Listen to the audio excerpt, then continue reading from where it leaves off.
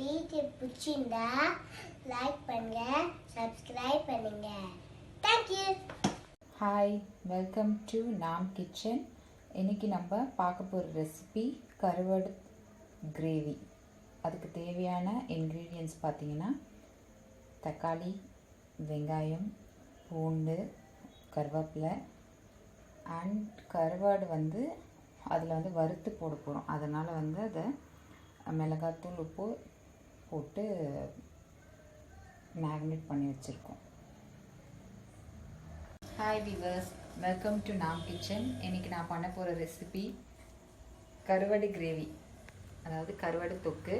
அதுக்கு தேவையான இன்க்ரீடியன்ட்ஸ் பார்த்திங்கன்னா வாழைக்கருவாடு. நான் எடுத்துருக்கிறது இன்றைக்கி வாழைக்கருவாடு, வெங்காயம், சின்ன வெங்காயம், தக்காளி. வெங்காயம் பார்த்திங்கன்னா 100 கிராம் வெங்காயம், 150 கிராம் தக்காளி எடுக்கணும். ஏன்னா கிரேவி நிறைய வேணும்னா தக்காளி அதிகமாக இருக்கணும்.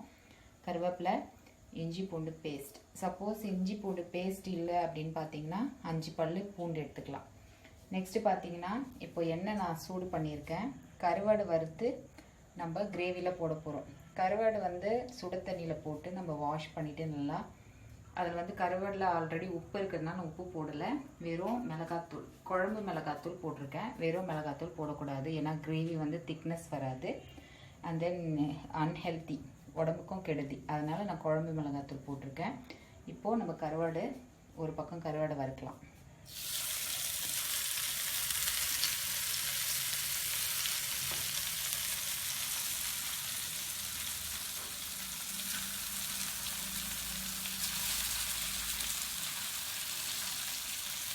அண்ட் சேம் டைம் கடாயில் எண்ணெய் ஊற்றிக்கோங்க.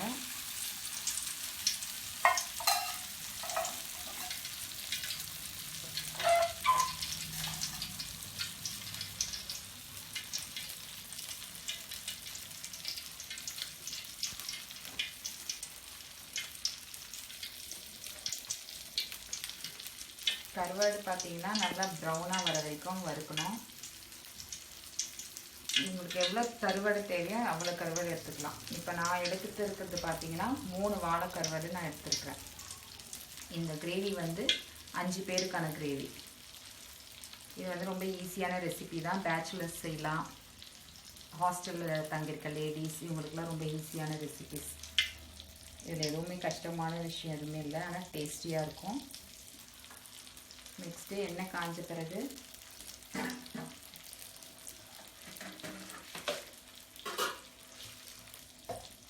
கடுகு,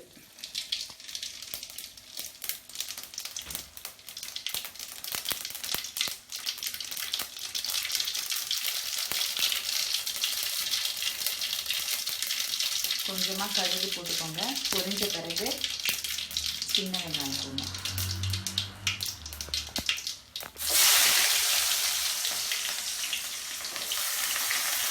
சின்ன வெங்காயம் கருவேப்பிலை நல்லா வதக்கிக்கணும்.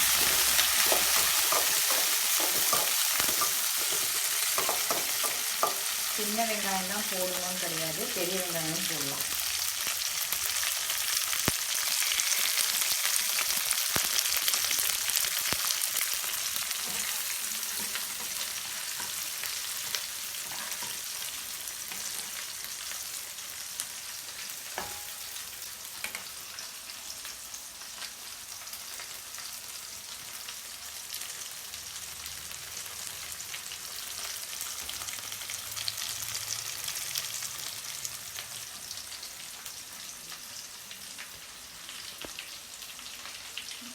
நல்லா ப்ரௌன் ஆகிற வரைக்கும் வதக்கிக்கோங்க வெங்காயம்.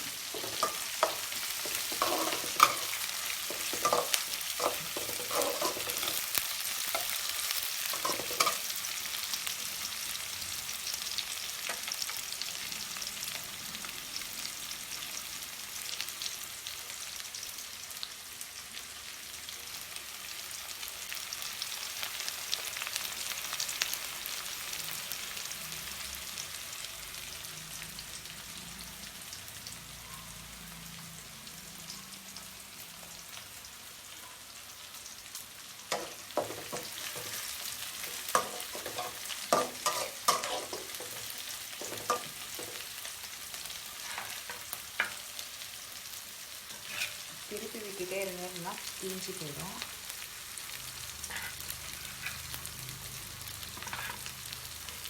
இப்போ வந்து நம்ம குழம்பு மிளகாத்தூள் யூஸ் பண்ணுறோம் இந்த கருவாடு கிரேவிக்கெல்லாம். சப்போஸ் உங்களுக்கு குழம்பு மிளகாத்தூள் வந்து கடையில் கிடைக்குது, ஆனால் அது கூட அந்த அளவுக்கு டேஸ்ட் கிடையாது. நம்ம வீட்டில் ப்ரிப்பேர் பண்ணுறது தான் கொஞ்சம் டேஸ்ட்டாக இருக்கும். உங்களுக்கு தேவை அதை பற்றின டீட்டெயில்ஸ் தேவைன்னா எனக்கு கீழே கமெண்ட் பண்ணுங்கள். அதை பற்றின டீட்டெயில்ஸ் நான் அப்லோட் பண்ணுறேன். இப்போ வந்து கொஞ்சம் ப்ரௌனிஷ் ஆன பிறகு இஞ்சி பூண்டு பேஸ்ட் ஆட் பண்ணிக்கலாம். இஞ்சி பூண்டு பேஸ்ட் இல்லை ரெடி பண்ண முடியல அப்படின்னா 5 பல்லு பூண்டு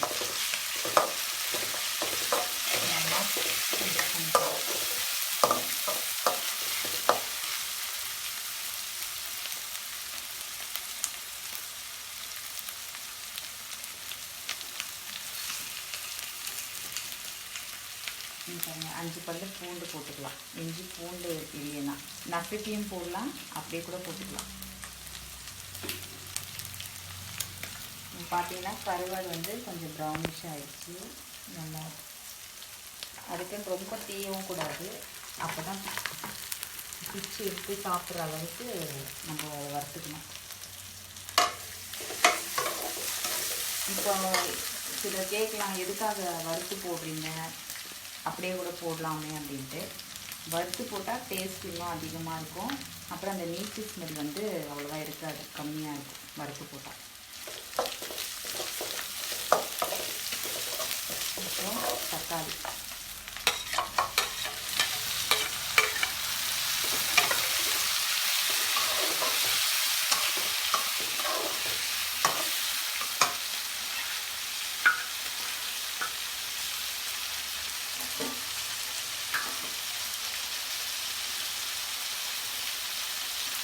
தக்காளி கூட மிக்ஸ் ஆட் பண்ணிக்கலாம்.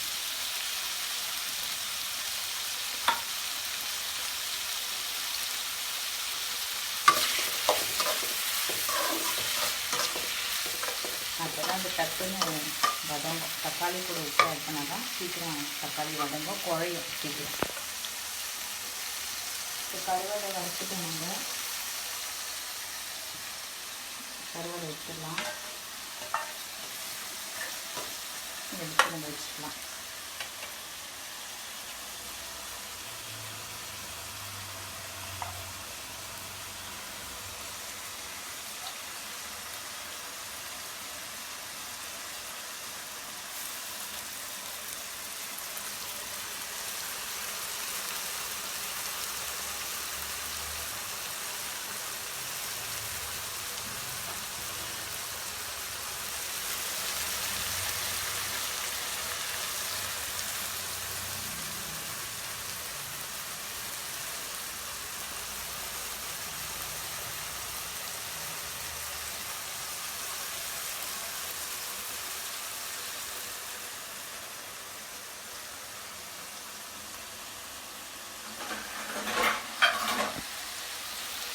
தக்காளி மூடி விடுங்க, கொஞ்சம் சீக்கிரமாக அதை வதங்கிடும்.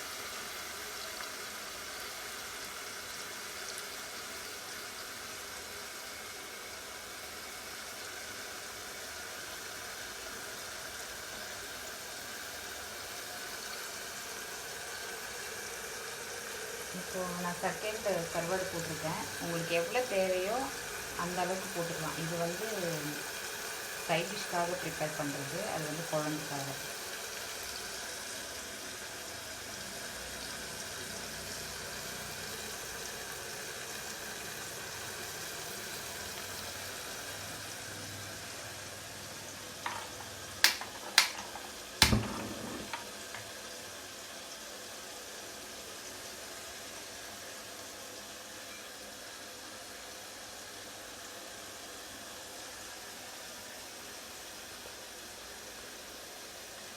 இப்போது தக்காளி வதங்கிச்சா பார்க்கலாம். இது பார்த்தீங்கன்னா தக்காளி உப்பு போட்டதுனால தக்காளி வந்து நல்லா வதங்கிடுச்சு. எப்போவுமே வெங்காயத்து கூட உப்பு போடுறதை விட தக்காளி கூட உப்பு போடுங்க, சீக்கிரமாக தக்காளி வதங்கிடும். ரொம்ப நேரம் நம்ம வெயிட் பண்ண தேவையில்லை.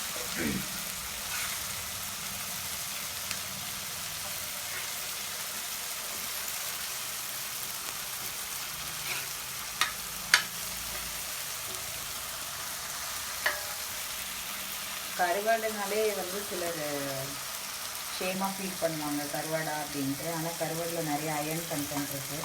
ட்ரை ஃபிஷ் சாப்பிட்றது ரொம்ப நல்லது உடம்புக்கு. இப்போது தக்காளி வதங்கிடுச்சு.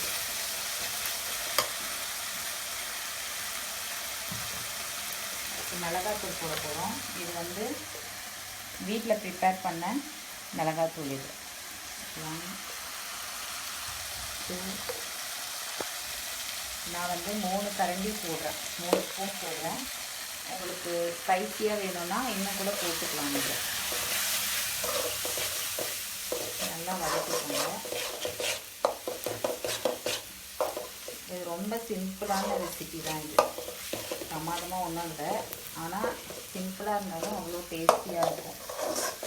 இது வந்து இதில் மெயின் திங்கே வந்து அந்த மிளகாய் பொடியும் அந்த திக்னஸ், குழம்போட திக்னஸ். ஏன்னா தண்ணியாக ஊற்றி சாப்பிட்றது தொக்கு கிடையாது, திக்காக இருக்கணும் தொக்குன்னா.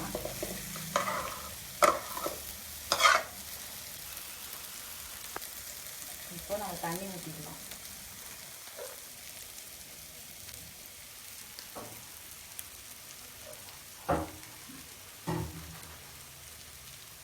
தண்ணி வந்து உங்களுக்கு எவ்வளோ கிரேவி வேணுமோ உங்களுக்கு தண்ணி ஊற்றிக்கோங்க.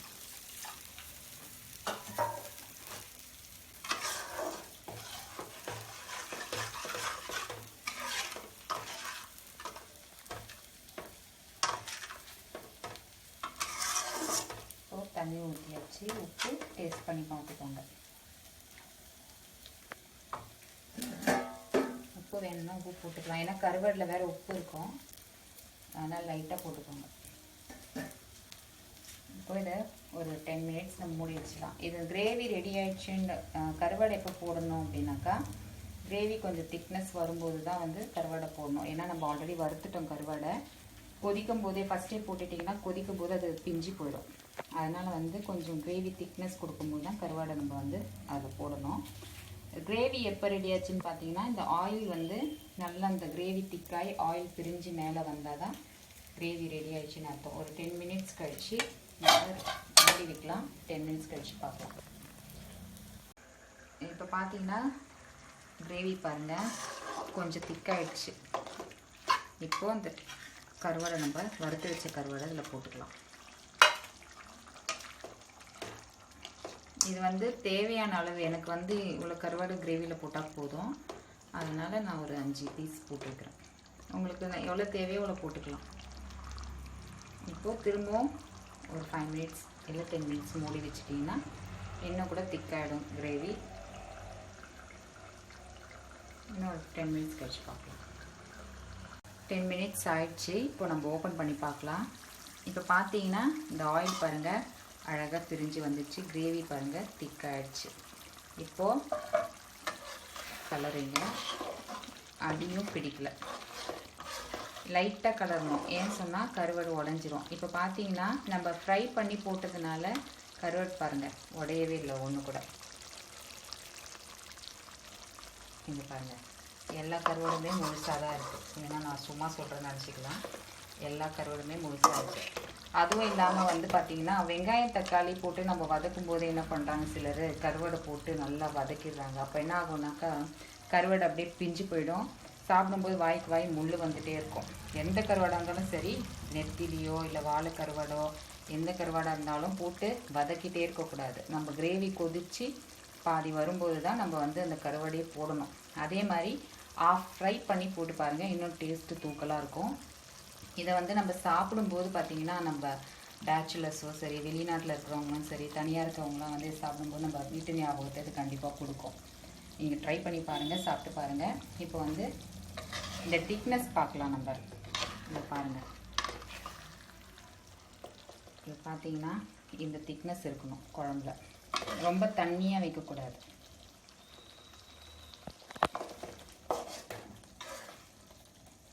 பார்த்தீங்கன்னா கருவாடு தெரியுதா, திக்னஸோட டேஸ்டி கருவாடு தொக்கு ரெடி. இப்போ சைட் டிஷ் வேணும்னா நீங்கள் கருவாடு ஃப்ரை பண்ணி கூட வச்சு சாப்பிட்லாம், அதுவும் இன்னும் டேஸ்டியாக இருக்கும்.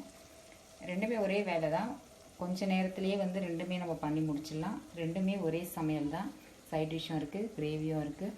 சாப்பாடு ரெடி. சுட சுட சாப்பிடுங்க. சாப்பிடும்போது நெக்ஸ்ட் வீடியோ பார்க்கறதுக்கு நீங்கள் சப்ஸ்கிரைப் பண்ணுங்கள். நெக்ஸ்ட் வீடியோ உங்களுக்கு என்ன போடணும் அப்படின்னு கமெண்ட்டும் பண்ணுங்கள். அதை நாங்கள் பண்ணி காட்டுறோம்.